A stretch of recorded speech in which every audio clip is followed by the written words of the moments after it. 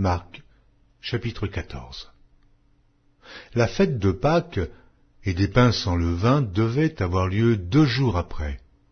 Les principaux sacrificateurs et les scribes cherchaient les moyens d'arrêter Jésus par ruse et de le faire mourir. Car ils disaient que ce ne soit pas pendant la fête, afin qu'il n'y ait pas de tumulte parmi le peuple. Comme Jésus était à Béthanie, dans la maison de Simon le lépreux, une femme entra pendant qu'il se trouvait à table. Elle tenait un vase d'albâtre qui renfermait un parfum de nard pur de grand prix, et, ayant rompu le vase, elle répandit le parfum sur la tête de Jésus. Quelques-uns exprimèrent entre eux leur indignation. À quoi bon perdre ce parfum? On aurait pu le vendre plus de 300 deniers et de les donner aux pauvres. Et ils s'irritaient contre cette femme. Mais Jésus dit, « Laissez-la. Pourquoi lui faites-vous de la peine? Elle a fait une bonne action à mon égard. Car vous avez toujours les pauvres avec vous, et vous pouvez leur faire du bien quand vous voulez, mais vous ne m'avez pas toujours. Elle a fait ce qu'elle a pu. Elle a d'avance embaumé mon corps pour la sépulture. Je vous le dis en vérité, partout où la bonne nouvelle sera prêchée dans le monde entier, on racontera aussi en mémoire de cette femme ce qu'elle a fait. » Judas Iscario, l'un des 12, alla vers les principaux sacrificateurs afin de leur livrer Jésus. Après l'avoir entendu, ils furent dans la joie et promirent de lui donner de l'argent, et Judas cherchait une occasion favorable pour le livrer. Le premier jour des pains sans levain, où l'on immolait la Pâque, les disciples de Jésus lui dirent, « Où veux-tu que nous allions te préparer la Pâque ?» Et il envoya 2 de ses disciples et leur dit, « Allez à la ville, vous rencontrerez un homme portant une cruche d'eau, suivez-le.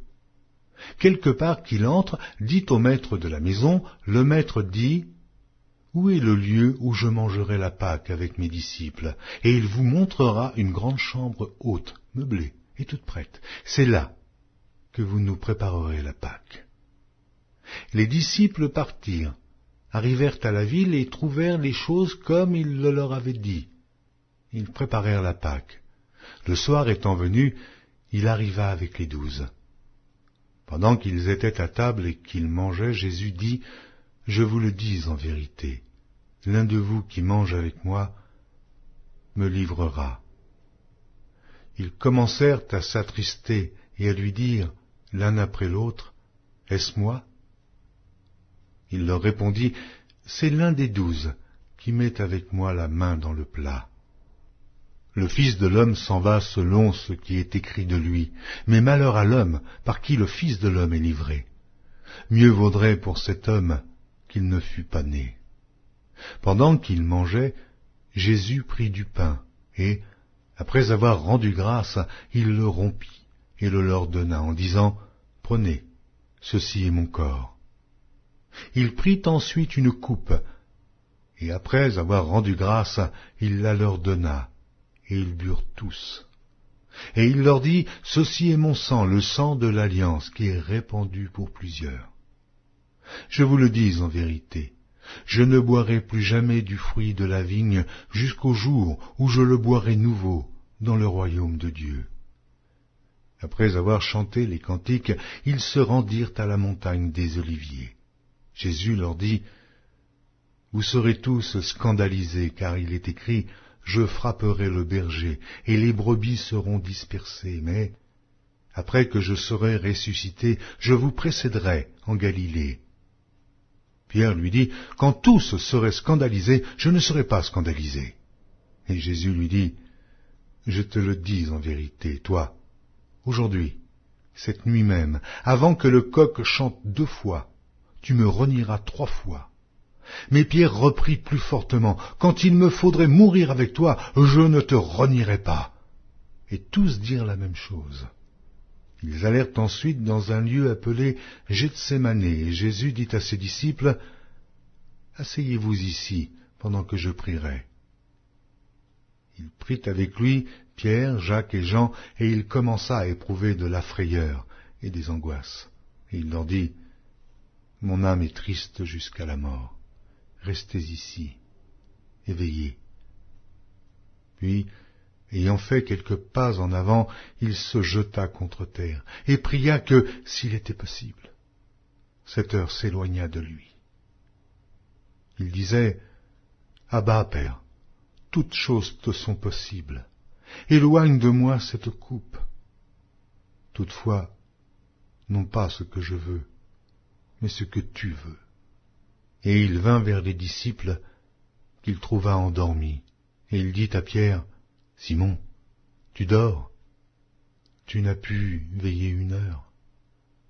Veillez et priez afin que vous ne tombiez pas en tentation.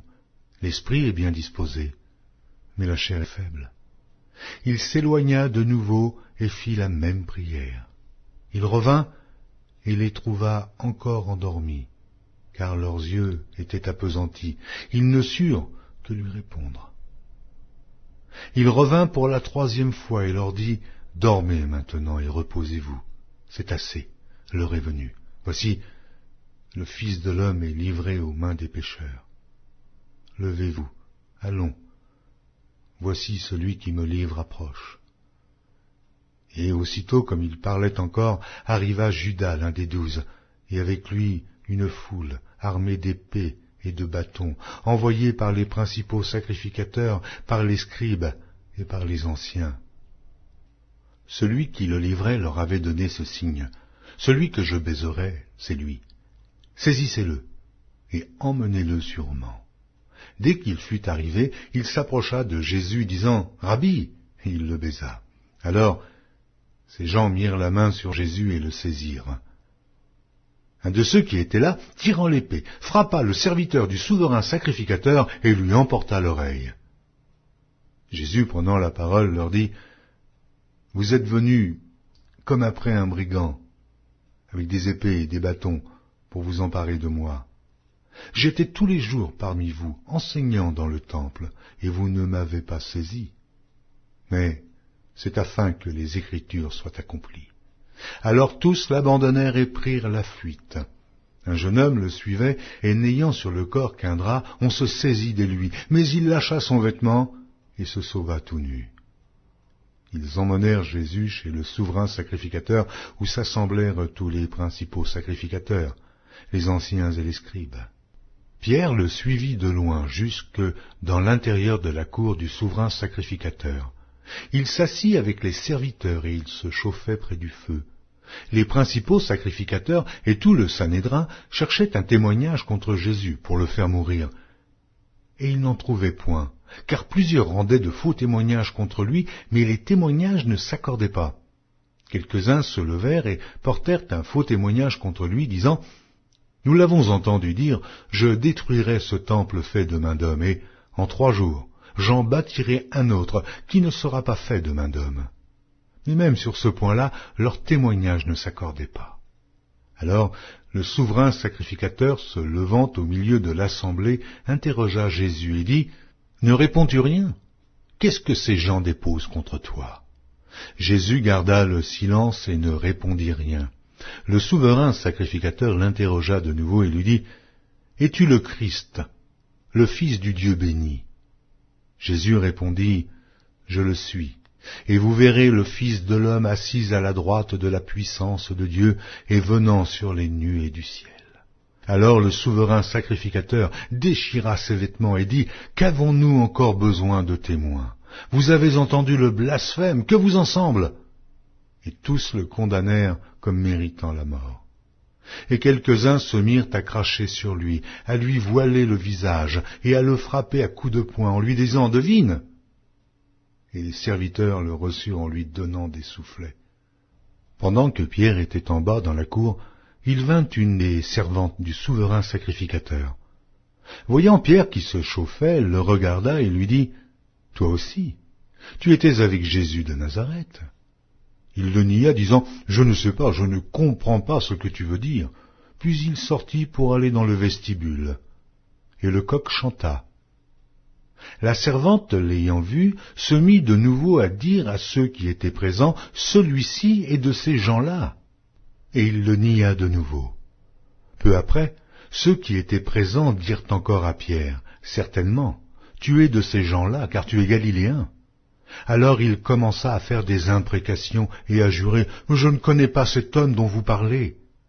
Aussitôt, pour la seconde fois, le coq chanta. Et Pierre se souvint de la parole que Jésus lui avait dite.